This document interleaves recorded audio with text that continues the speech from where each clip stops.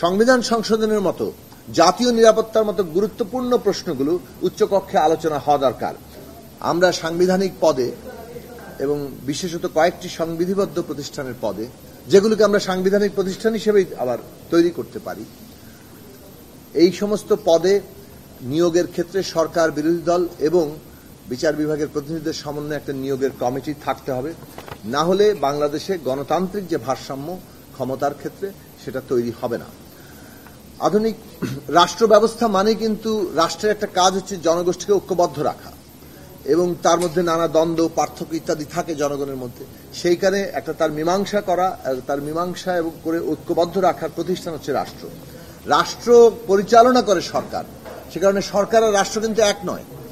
সরকার এবং রাষ্ট্রের মধ্যে যে পার্থক্যটা এবং ভারসাম্যটা, সেইটা থাকার জন্যই কিন্তু সরকারের যে কাঠামো, সেই কাঠামোর ন্যূনতম যে জায়গাগুলো, সেগুলোতে এই ভারসাম্যটা রক্ষা করা, তার স্বাধীন এবং তার নিজস্ব আইন এবং এখতিয়ার অনুযায়ী কাজ করার সক্ষমতা, এটা যে কোনো গণতান্ত্রিক ব্যবস্থার জন্য অপরিহার্য ব্যাপার।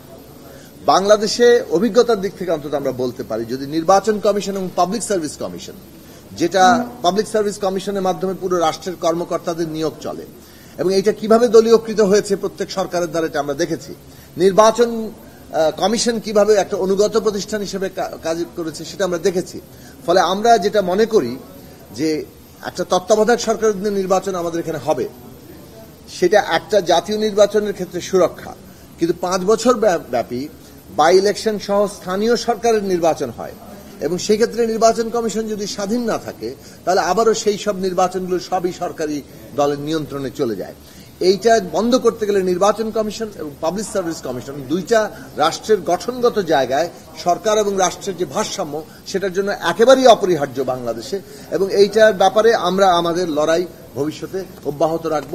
আমরা আশা করি দেশের যারা এটা দ্বিমত করেছেন, বিএনপি সহ বেশ কয়েকটি দল, আমরা তাদের কাছে আহ্বান রাখবো, জনগণের যে বৃহত্তর আকাঙ্ক্ষা, দীর্ঘদিনের যে লড়াইয়ের মধ্য দিয়ে উত্থাপিত দাবি, সেগুলোকে তারা পুনর্বিবেচনা করবেন এবং একটা ন্যূনতম ঐকমত্যের জায়গায় আমরা আসতে পারবো। আপনারা ইতিমধ্যে উচ্চকক্ষের কথা শুনেছেন। সোজা সাপটা সহজ ভাষায় বলি যে আমরা উচ্চকক্ষের সাথে একমত, অধিকাংশ দল এখানে একমত। 100 সদস্য বিশিষ্ট একটি উচ্চকক্ষ করতে হবে, এ বিষয়েও একমত।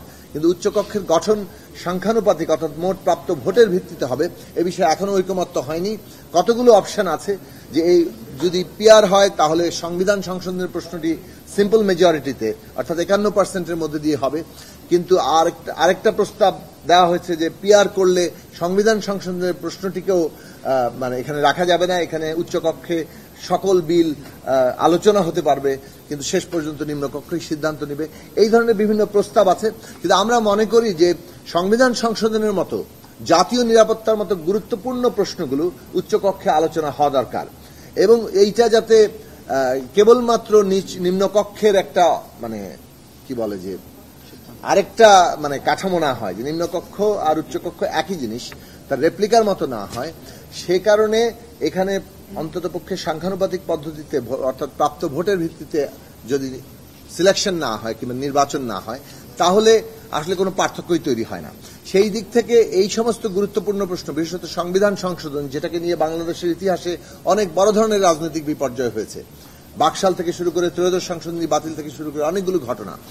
সুতরাং সব দিক থেকে আমরা মনে করি যে এইটার ব্যাপারেও আমরা আপিল রেখেছি যে ন্যূনতম ঐকমত্যের জায়গায় আসা, কেননা রাষ্ট্রের মূল লক্ষ্যের জায়গা ঠিক করা হয়েছিল এই আন্দোলনে এবং পরবর্তীকালে অভ্যুত্থানে। সবটার মধ্যে দিয়ে একটা জায়গায় এসেছিল যে বাংলাদেশের বিদ্যমান ক্ষমতা কাঠামোর মৌলিক এবং গুণগত সংস্কার হবে, যার মধ্যে দিয়ে ক্ষমতার ভারসাম্য এবং জবাবদিহি প্রতিষ্ঠা হবে।